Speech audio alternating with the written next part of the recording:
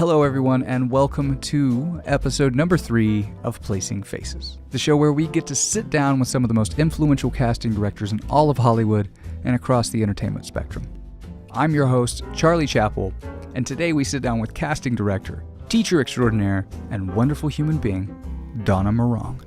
Donna was part of the team at Disney that cast the first films of a lot of the faces that you're going to recognize, including the Oscar-winning and nominated cast of Gone Baby Gone, Anne Hathaway from the Princess Diaries, or how about Heath Ledger, Joseph Gordon-Levitt, and Julia Stiles in 10 Things I Hate About You, James Franco in Annapolis, Rachel McAdams in The Hot Chick, and one of my favorites, weird category, the movie Rubber. It's a good one if you can make it past the turkey and come to terms with the fact that it's about a tire who rolls across the desert killing things with its mind. We got a chance to chat with Donna early one afternoon in her Hollywood theater space at the Aquila Morong Studio. Donna has this caring, heartfelt approach to what she does. Her early life on Long Island, a family who loved art, and I take it a lot of trips to MoMA certainly contributed to her tastes. And then all these years later, she's achieved her childhood dream of creating a place where artists can all work together. If I had to use one word to describe Donna, it would be hardworking, kind, and humble, because one word just really wouldn't do her justice. Her kindness is palpable, and you can feel the joy that she takes in what she does. Her psychology studies seem to have made her into a really empathetic teacher, one that's going to provide all of us with a lot of invaluable lessons over the next hour. There's no need for me to keep going on and on about her. You're about to meet her. So, without any further ado, I hope that you learn as much as I did. Let's start at the beginning, where all great stories start.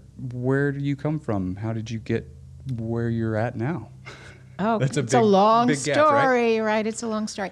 I was born on Long Island, Roslyn Heights, upper middle class Jewish family.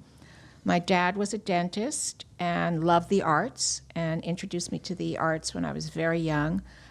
We went to the theater, went to Broadway shows, listened to music, went to museums a lot. Just really loved painting. I've always loved painting, and he introduced me to the Museum of Modern Art. So I developed a love for the arts at a really young age, and I was really fortunate in that I could study acting. I could do really... He came from a pretty deprived background. Both my parents did. You know, they were Depression-era children. Mm-hmm. And, but they, you know, they had this sort of, I think, very utopian vision of life when they were younger, a very socialist vision that has certainly affected me later in life. So I was brought up with these dual concepts of artistry, the arts being almost a religion, and also socialism. And, you know, they ended up, my father was a dentist, my mother was a social worker. So, we had a very middle-class life, and I had a really middle-class upbringing. Theirs was very deprived as young people. But, their values really were very informative and really influenced who I am today. And I painted when I was young. I wrote, I danced, I acted. And, as I said, I love the arts. And got more serious about acting when I was in college. And although I did some in high school, I went to Circle in the Square on Saturdays. I used to go into Manhattan by myself and go down to Bleecker Street. And like in that era, though, Bleecker Street and yeah, it was really everything. Cool. There were all these comedy clubs and jazz clubs.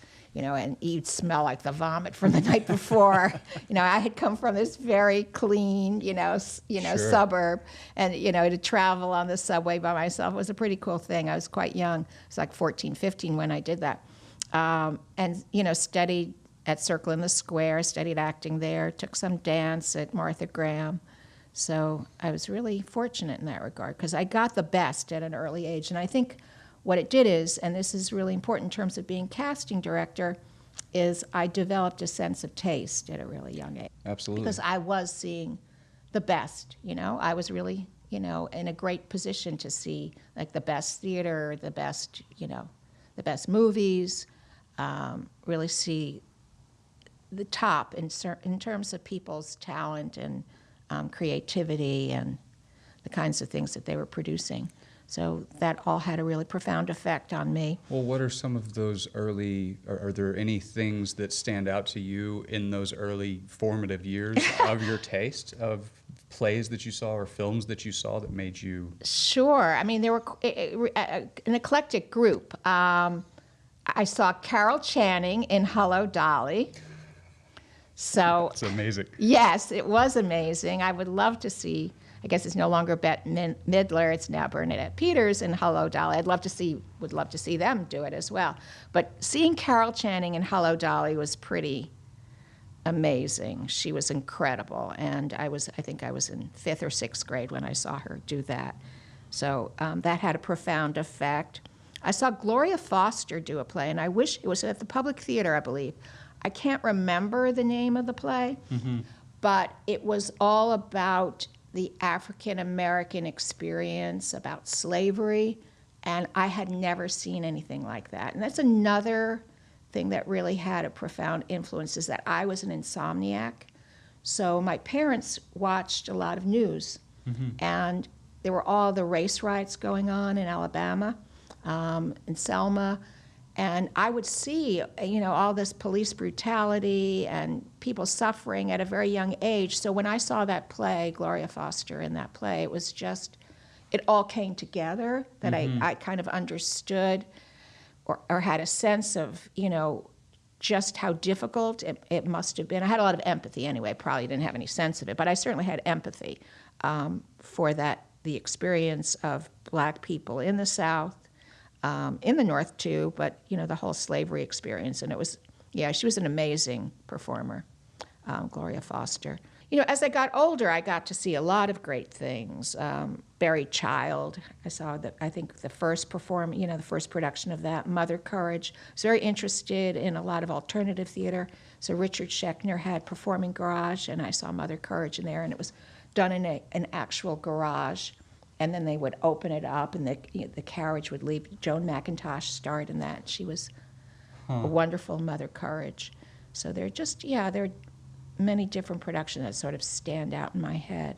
And went to the movies. The CinemaScope was a big thing. Absolutely.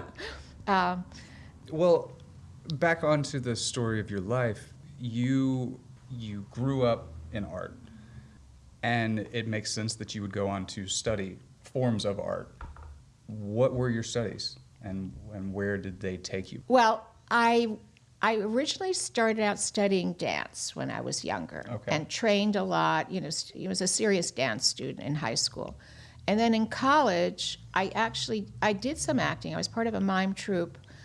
But I ended up majoring in psychology at the University of Michigan. Okay. So I was always interested in behavior, and so that was another side of it. And my focus was on nonverbal behavior, and I did a thesis on nonverbal behavior in a group therapy setting. So I was very interested in what people say without talking. Sure. So what's underneath the words, and there are two directions that you can approach that, either through the art or through the science. So I was interested on both sides of that. And then after college, I went to New York, and that's when I studied with Bill Esperett. At that point, I made a decision. There was sort of, it's kind of at a crossroads. And one of the things that I really objected to about psychology was the way that patients were objectified. I found that really disturbing. How do you mean? Well, I was doing this thesis on patients in a group therapy setting, and I was sitting behind a two-way mirror, and just the way the psychologist was handling the patients and talking about them, I felt that there was this real separation and kind of a judgment, and that a lot of what we consider normal is very restricting. And since I knew so many artists and have a lot of creativity in myself as well, I feel like not everybody can, sort of fit in this little box. And I felt like that's what he was trying to do. And so, and I also just really, I guess I just really felt the need to do something more creative. I mean, ultimately, what happened was that I realized that acting wasn't for me, that casting was a better use of my particular talents. But the psychology aspect of it, I'm still fascinated by psychology, but I think that we as human beings have to we have to have empathy and understand the subjective. And I believe that there's a lot of suffering in the world because we don't empathize. Sure. And that, now with psychology, I mean, that's a whole nother conversation, but a lot of it is now about treating people through, chemicals, through drugs. Sure. And sometimes I think that's effective, but I think that sometimes trying to normalize a person that way is very destructive. I agree. I absolutely agree. So with that study into psychology, I know it can certainly inform your teaching, but I'm really curious about how it affects and has colored your ability to cast. Casting, I think, initially is very instinctive, and it's really about, for me, it's about getting underneath sort of people's appearance to sort of what I think is the kernel of their, I don't want to sound esoteric about it, of their essence. Mm-hmm. So a person can have an emotional quality, and even though they may appear one way, deep down there's something different. And I think when you're casting, you have to be able to identify that and also to sort of connect with that. And I think that that's what you do in psychology also, is kind of understand what people's essence are. You have to be able to, I guess, be intuitive about that and come to wherever they are as people, whether they're, more intellectual or more emotional, Sure. more physically based, more spiritually based. Mm-hmm. And so whether it's psychology or art, you're still having to connect to people on that level.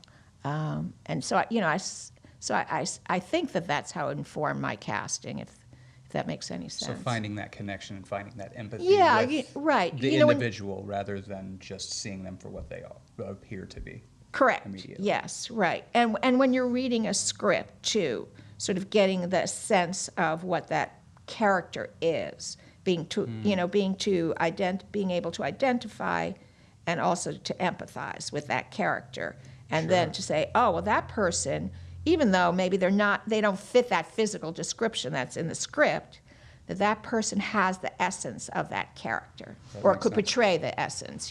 Great actors can do, have a wide range of characters in them. And I think we all do. I think we all have a lot of people inside of us. Absolutely. Yeah.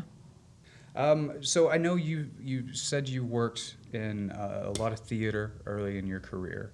And I want to go into some of these productions because you were around for some early productions of some very, very iconic plays, right? Yes, I was really, again, right place at the right time. I worked for these two amazing women, Meg Simon and Fran Cumin, really gave me my first big job in casting. And at that time, they were casting on Broadway and off-Broadway. And we were working on Neil Simon plays, Brighton Beach Memoirs, Biloxi Blues. We did the female version of The Odd Couple. We did the first production of Hurly Burly. Which is the iconic acting production. class scene.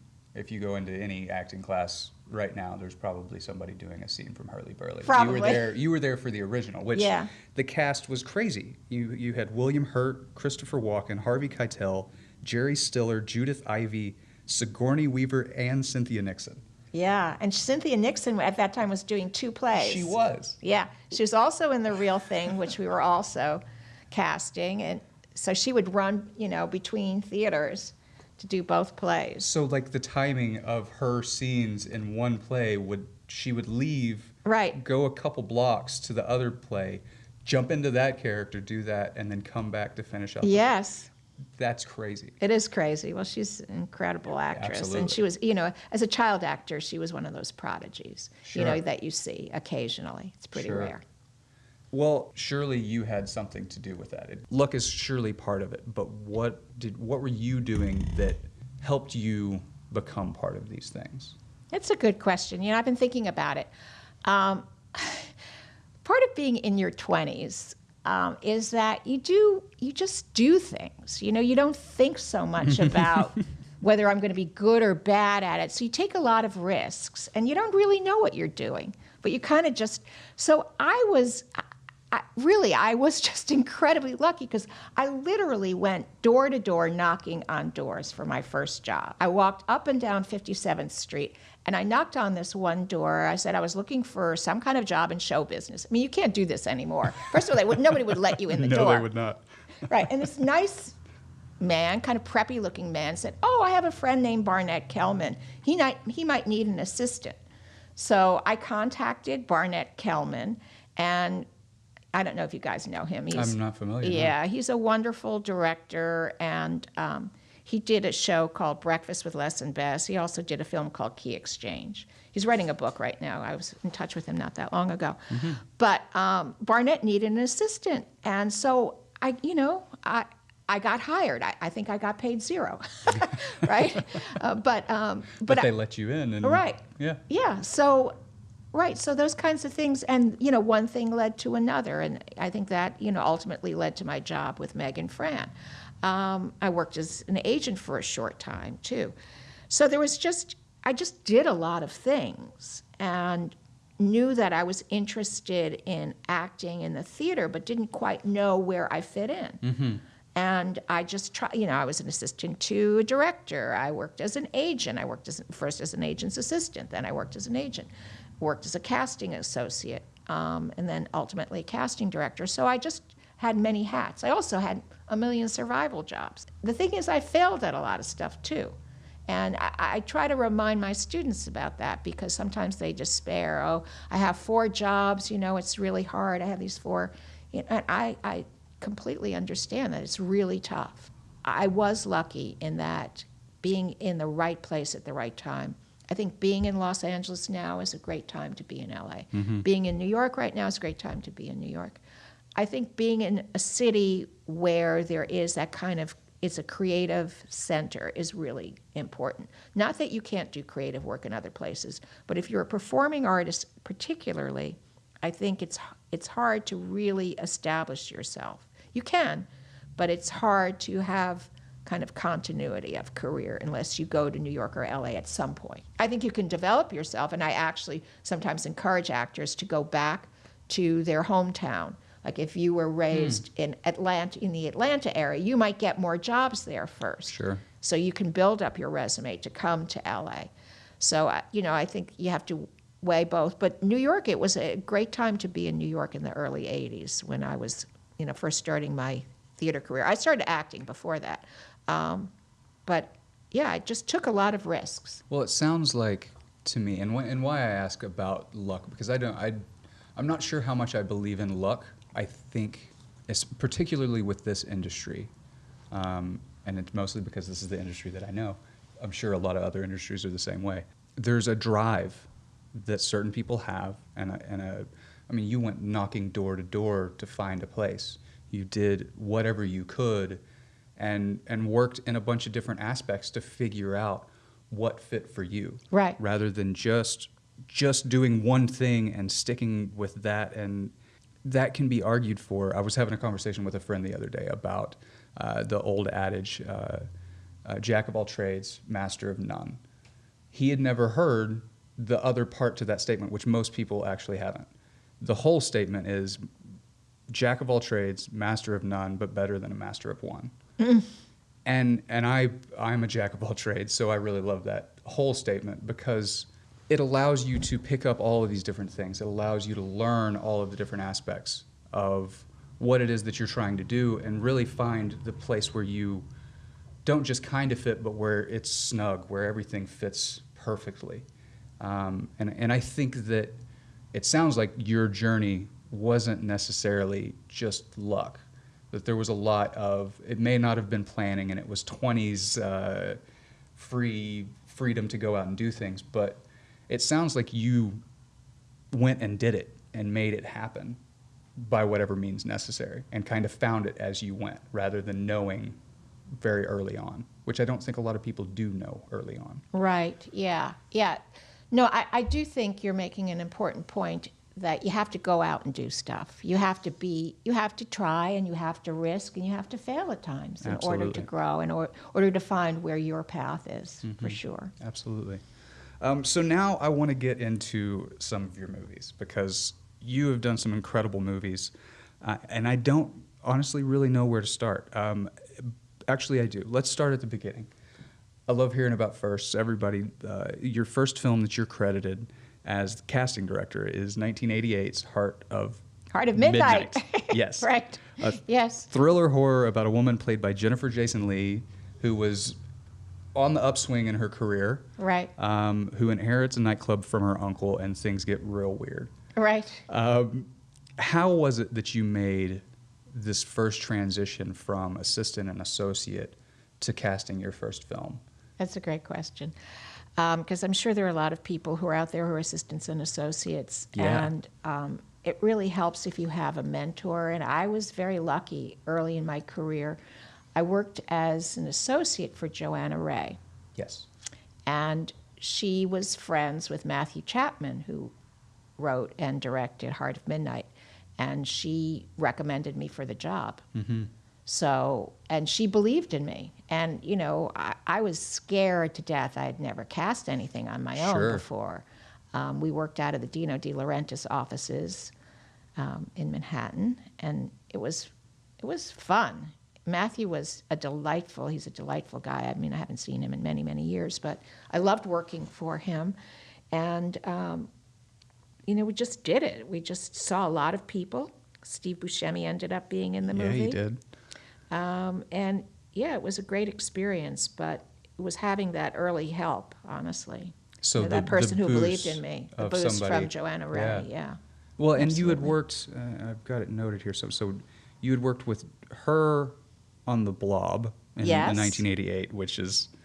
Yes, I was her New York casting That's pretty assistant awesome. on that, yes. And then with Douglas, and I'm not sure about pronouncing his name, Abel? Doug Abel, Doug Abel on Five Corners before you had done this movie. Right. What sort of things did you pick up from these casting directors at that time when you were still kind of being molded into a casting director that allowed you to, even though you're maybe terrified to do Heart of Midnight, what did they teach you that allowed you to shoulder that responsibility? A real, you know, integrity about what they were doing, seeing many people, considering many people, thinking kind of outside the box, being diligent and patient in reading people.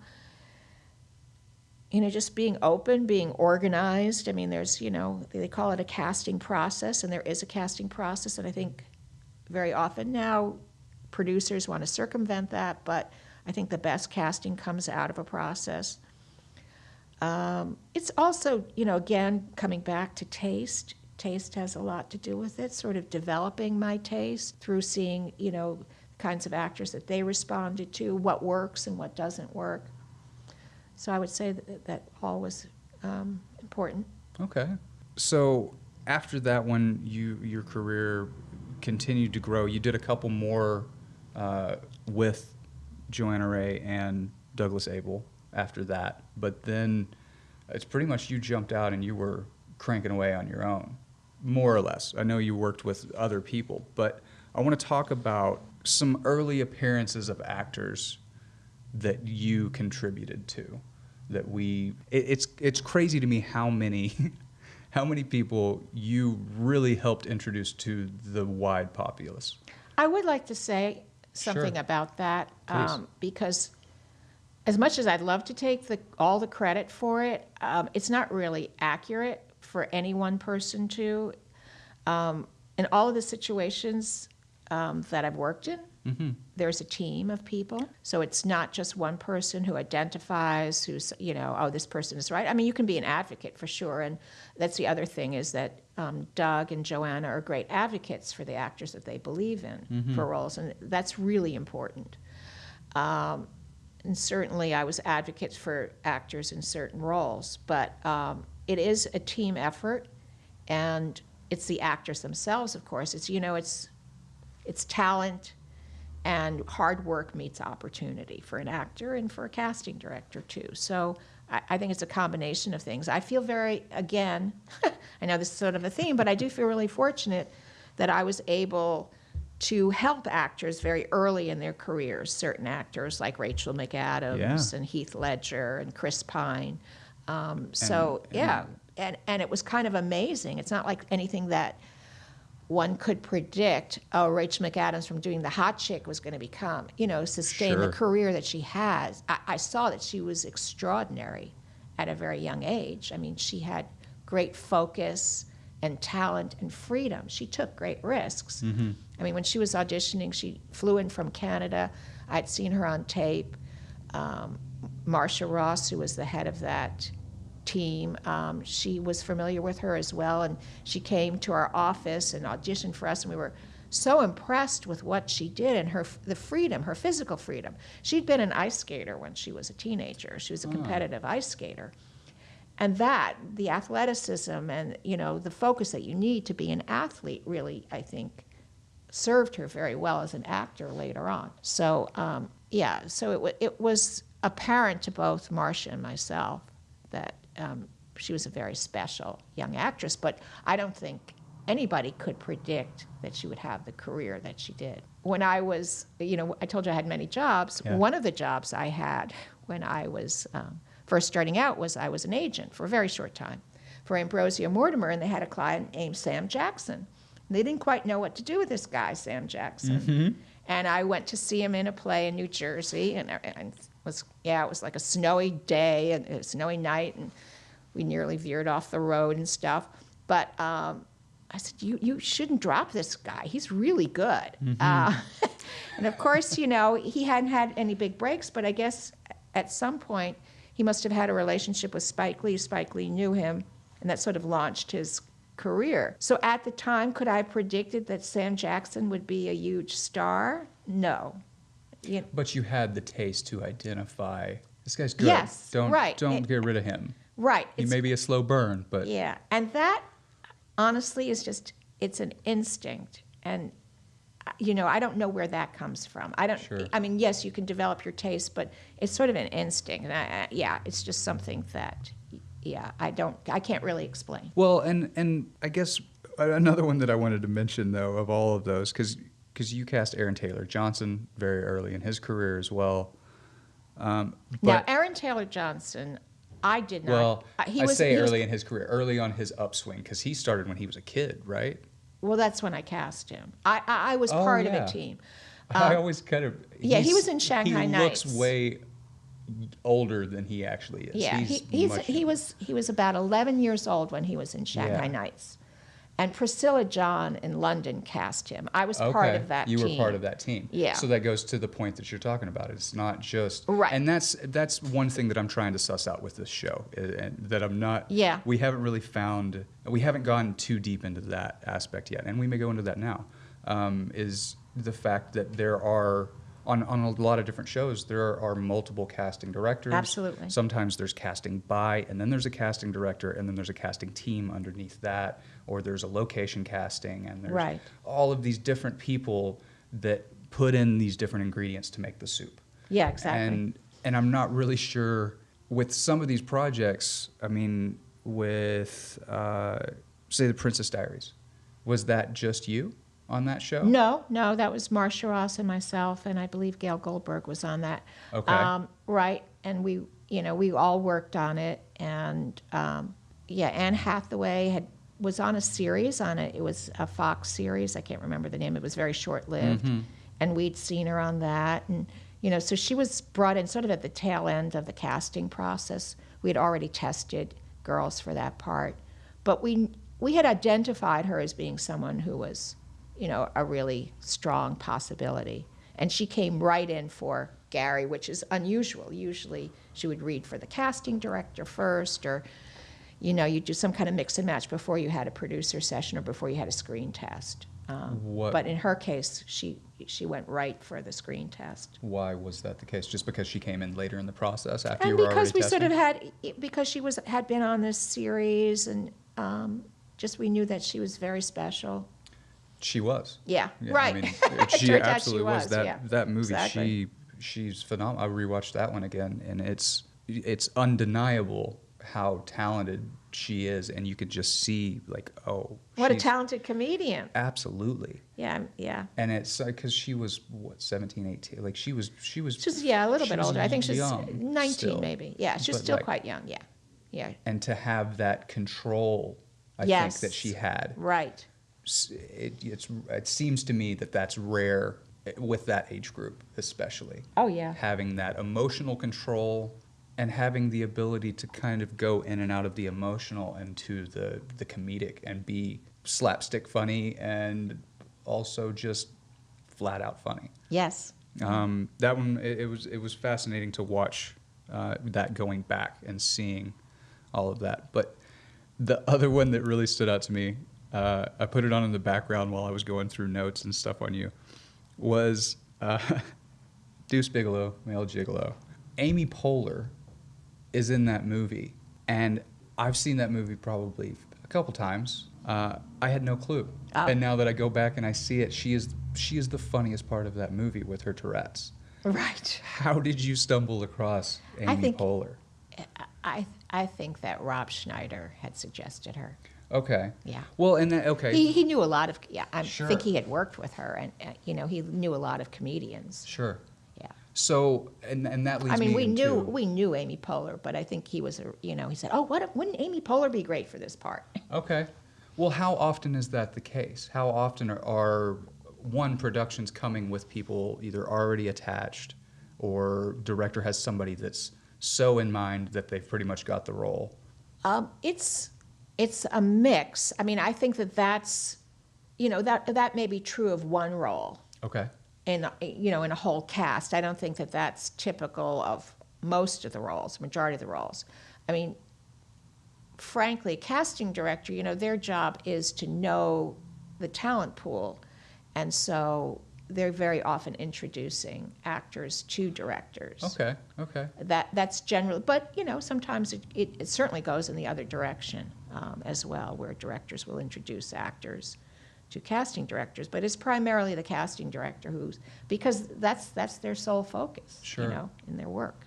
Well, and that leads me to my next film that I want to talk about. I want to talk about Gone Baby Gone. I hadn't seen it until we set up our interview. Holy shit! Pardon my German. I think that's actually German.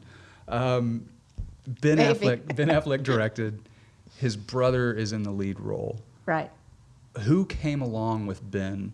Because he also wrote the movie. Yes. It was his first movie that he directed. Yeah. He had written, obviously, he'd written Good Will Hunting. It is the most Bostoners that ever Bostoned in that movie. Right. The whole opening sequence of seeing all of these people, and I know a lot of that's extras casting and local casting and stuff like that. But yes, we have a wonderful local casting director for that. Was phenomenal. But all of the other people, Amy Ryan, who Amy Ryan was for someone supporting right.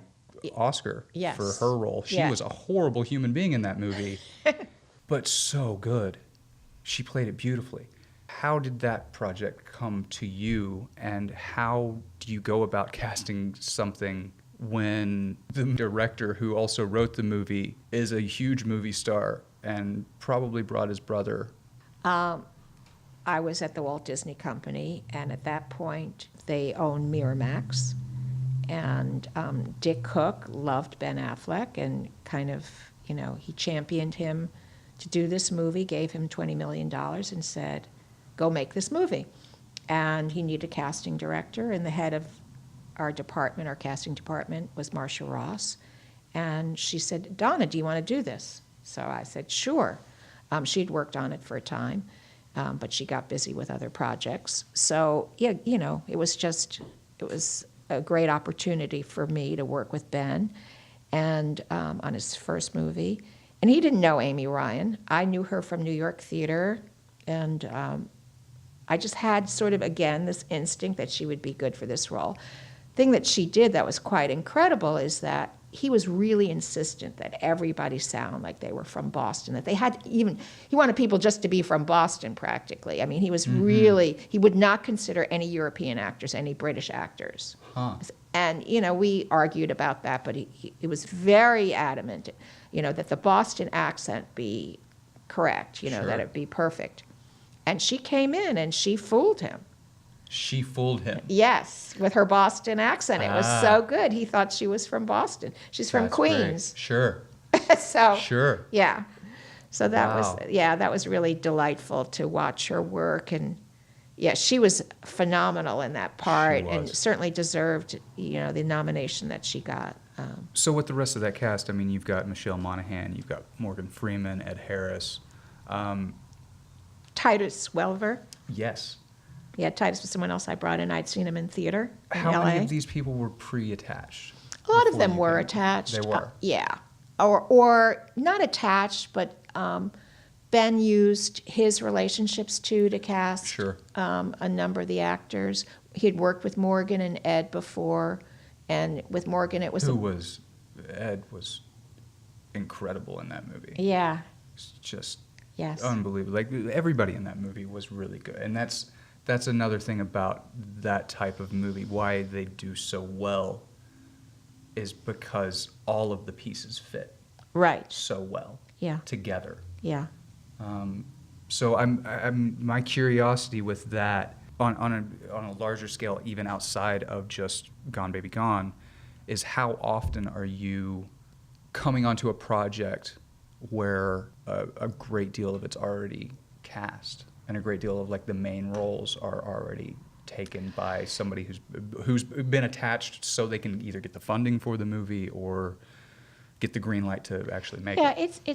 it depends, right? Studio films, generally a couple of the leads are attached, and that's, how the project gets going.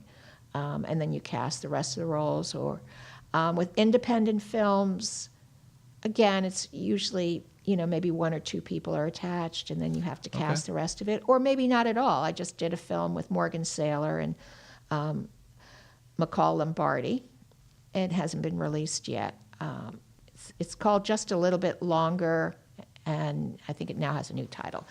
But nobody was cast in that, Okay. So I had to, cast 100% of the actors.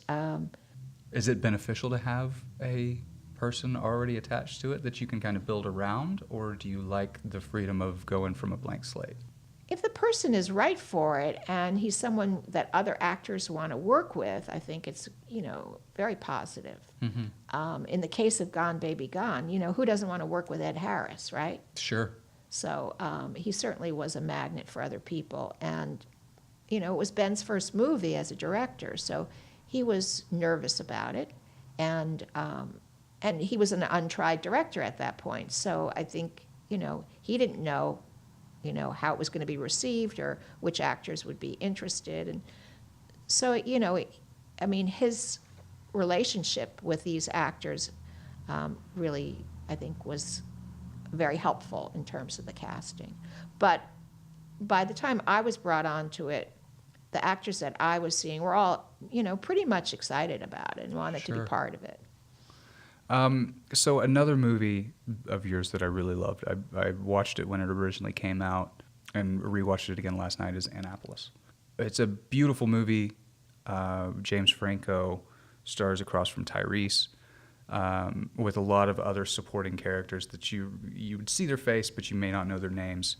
I think it had a sense of hope and aspiration that a lot of movies right now feel to be missing. And maybe that's just a product of the times and all that.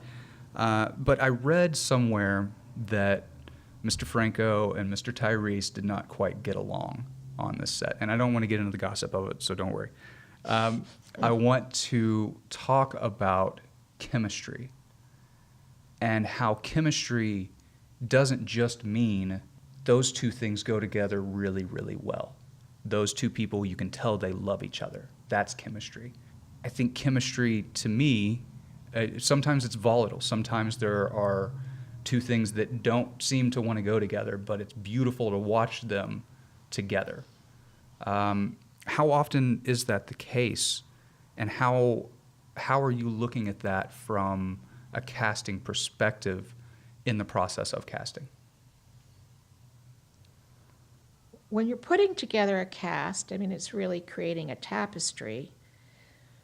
So you have to balance it, and part of it is, kind of what you think is the essence of that person, how they're going to respond to another person. I don't think you can necessarily predict if somebody's not going to get along with somebody else if they've never met. Mm-hmm.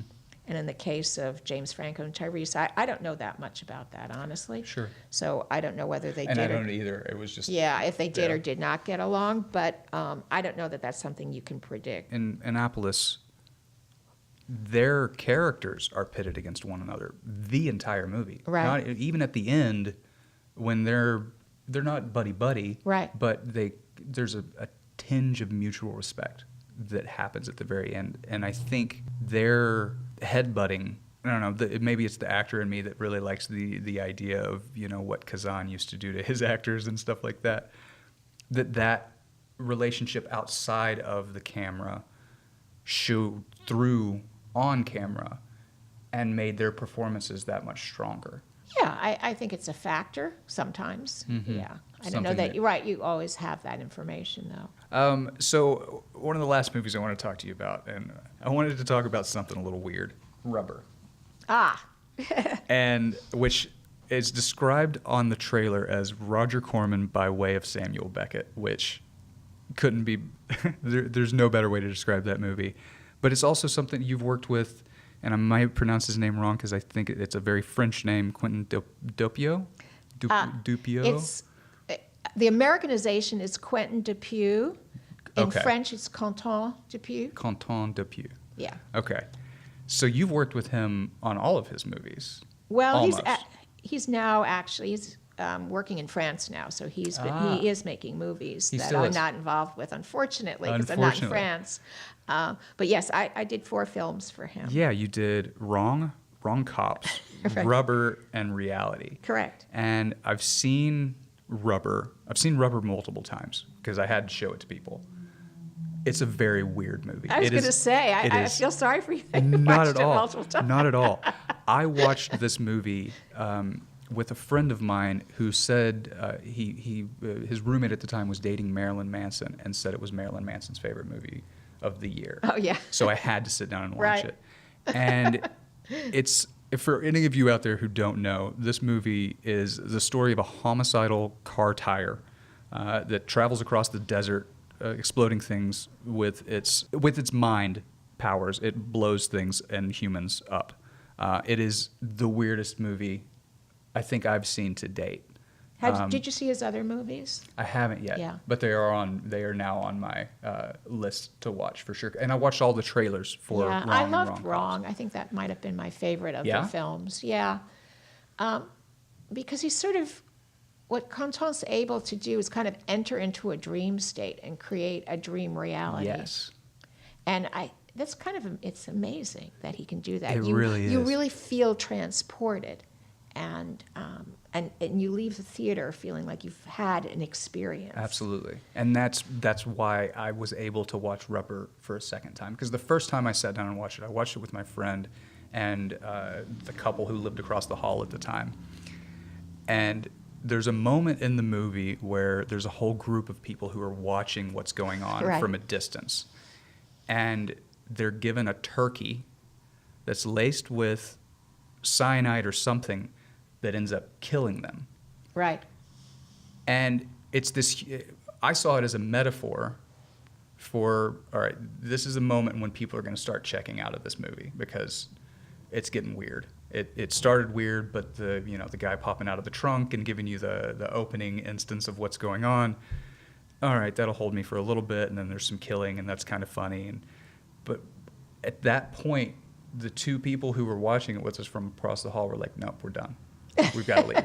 So just the metaphor of that has stuck with me so much. And like you said, it's a dream state that you he pulls you into the dream world and takes you through this whole thing. How did you start working with Quentin, and how do you develop the kind of relationship with a director that they come back to you again and again and again to help cast their movies? I met Quentin through a producer who knew another producer, so it was basically a referral. Joseph Leake was friends with someone at a company, and so he got my name, and he was working with Quentin. And we just, I think Quentin and I just sort of connected, and, I brought him people, and he liked them. I think what he liked was that I brought him people that he would never have thought of. Okay. And it was very difficult casting Rubber, and all of his movies were difficult because Quentin made a decision when he came to the United States that he didn't want to be part of the system. Okay. So he never wanted to have an agent. He never, he did none of the sort of the things that you need to do to be plugged into Hollywood. That was a very conscious decision on his part. So, he had financing from France, but he was not known. He's very famous in France. Okay. He's quite a celebrity and very respected there and in Europe, but here he's not really known. So it was really challenging getting people to come in and also it was a weird script, and the way it was presented, the typing of it was weird. It wasn't the normal layout for a film. So all of it, some agents said, "What is this?" They didn't get it Sure. at all, and were very skeptical about it, and weren't sure that they wanted their clients to be part of it. And so it was sort of, and I too, for the first film, had to take a little bit of a leap of faith, but I'd seen some of his other work, because he'd done, some work in France, and spoke to him about his concept, and I had a lot of fun working with him. Did his other work stay in that same vein of the kind of dream world? Combination strange? of strange and funny. Okay, He sure. has a great sense of humor. Absolutely. I Yeah, so he totally doesn't agree. take himself so seriously. Which Yeah. you can definitely tell Yeah. in Rubber. So now I kind of want to go into where we're sitting right now. Aquila Morong Studio. Yes. How, I know early on, again, going back to one of your other interviews, you said you had a dream as a teenager to build a studio with like-minded artists, and you have. What are some things that contributed to you achieving that dream of creating that studio? Well, I have a wonderful partner, Deborah Aquila, and she and I knew each other back in Brooklyn when we were both casting associates in Manhattan. Okay. And we talked. She had studied with Stella Adler, and I'd studied with Bill Esper. And we said, one day we should have an acting studio. And she said, yeah, let's do it. So, flash forward to many, many years after I left Disney, and I sort of had room in my life, and she was still very interested in doing that. So, together, she's had an enormously successful career, and but really has a passion for acting and for actors, as I do. And so we said, let's do it. And, it's been almost 10 years. So for those of you who don't know out there, what is it that you guys do here at the studio? We're looking for serious actors who want to be trained further, to help support them in their work, in their careers. On Deb's side, she's very much trained by Stella Adler. She spent many, many years with her. And so she has foundations class, which is beginning Stella Adler based technique, and she has more advanced and then scene study. From my side, I'm really interested in helping actors launch their careers from their training. So it's a complement. So my work is primarily camera-based. So I do a professional scene study class where I bring in guest directors, and we first break down the scripts, and I use my Meisner training to do that, as well as other training. I work with this man named Brad Barnes, who was trained in Adrian Weiss's method of looking at intention. So I do a lot of that, and we have wonderful guest directors come every other week, and we film it, and then we review it. And then I have an audition technique class, which is sort of what it sounds like, but it's not a class to get a job, which is quite controversial right now. Sure. But it's really about honing sort of a skill. of auditioning, which is separate from acting. I mean, Yes, it it is is. acting, but it's also a skill in itself. So I teach that. And my real love is working with teenagers, and I do that as well. Okay. And out of that, I've gone into producing. I produced a number of plays this past year, 3 plays, and I'm now getting into film production. So it's Yeah. all an outgrowth of the studio work. Okay, so the producing came on the heels of building the studio. How did that transition happen? Well, there was a student of mine, a teen student, Leo Ramsey, who's a very talented actor, who was doing a scene from This Is Our Youth. And he said, why don't we do a whole production of it? And I thought he could handle it.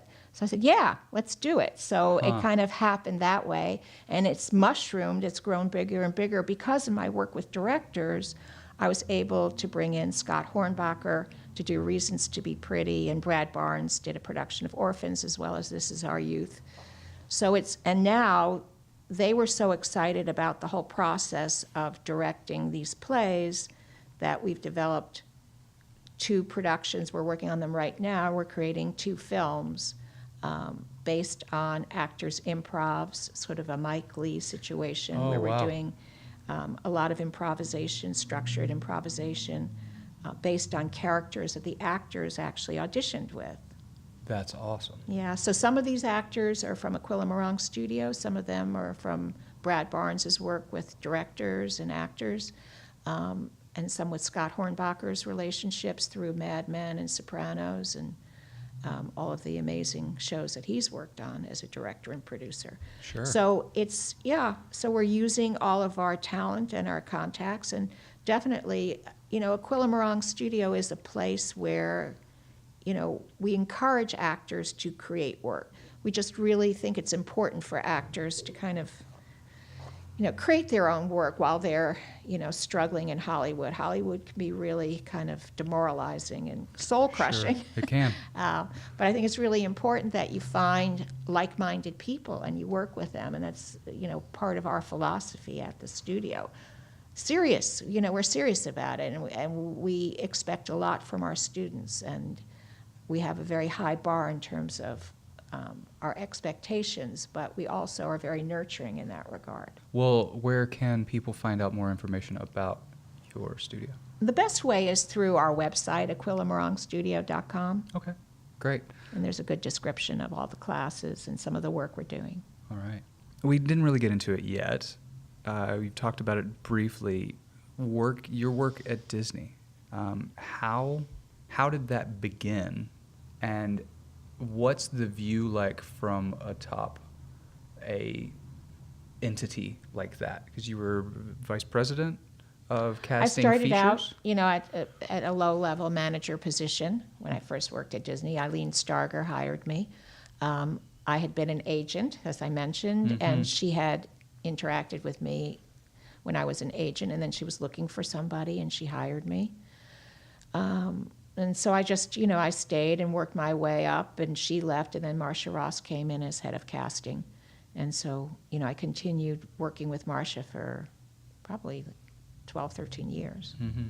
So what are you doing there as What was I doing? Yeah, what was the job like? I was overseeing projects, so I worked with many different casting directors on many different projects, saw many self-tapes or tapes from local casting directors, had to really wade through all that. And then cast movies, then we started, with Marcia, we started casting movies, so things like Princess Diaries, we started with Mr. Magoo, or actually I think we started with something before that. We did a video before that Mila Kunis was in when she was like 13 years old. Yeah. Sure. So it was one of her first things. Sure. Before we wrap up, are there any things that you want to promote, that you want to talk about? Any projects that you're working on? Any movies that you worked on that are coming soon that people should check out? There's so much I want to promote, but I don't know where to start. I did I mentioned this French movie I did. It's in English, and it's sort of a coming to LA movie. It doesn't have distribution currently, It's called Just a Little Bit Longer, or We Are Coyotes. Anna Ladul and Marco Lavia are the director-writers of it, and Morgan Saylor and McCall Lombardi are starring in it. Okay. So I've seen it. I'm really impressed with it. I think it's a beautiful film. I'm very excited about this company that I'm working with, Pretty Orphans, that came out of Reasons to Be Pretty and the Orphans Productions, and the 2 movies that we're doing. And of course, my studio, Aquila Morong Studio. Great.